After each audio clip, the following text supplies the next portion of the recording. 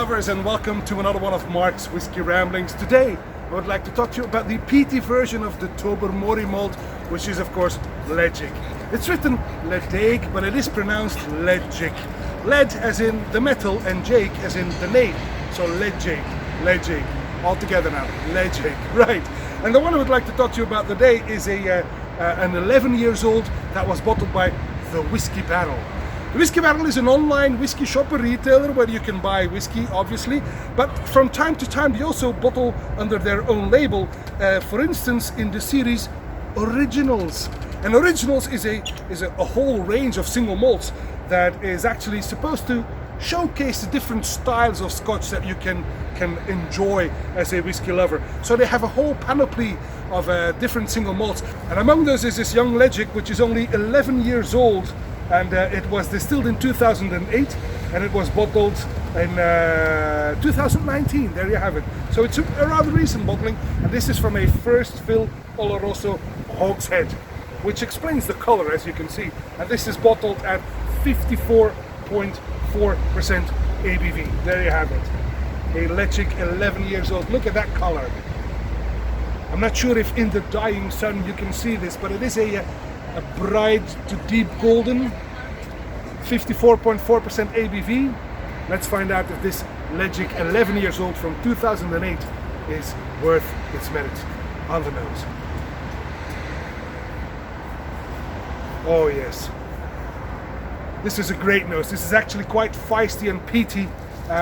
You get this typical young Ledaig with the wild, chalky and mineral side of the Tobermory distillery, but then with that peaty tang in there, but with a sweet note. I get wood smoke, molded wood smoke, ashes, but on top of that is a beautiful layer, a hint of chocolate maybe, some fresh mint as well, coffee beans, bacon on the barbecue. It's getting better all the time. I have to say the influence of the oloroso sherry cask is rather subdued. It's rather subtle, because what shines through foremost is the typical wild Ledaig DNA. It's a bit dirty and I love it. Right, ashes and soot on the nose. Let's find out on the palate.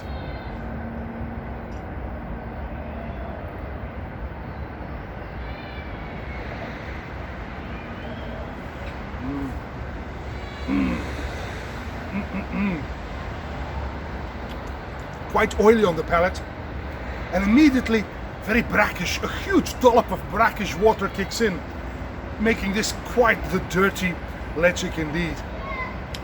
And then the sweetness kicks in the guise of maybe some raisins. It's more sultanas. A hit of banana, but the dirty DNA of the distillery character remains intact. This is actually quite grand. On the finish then.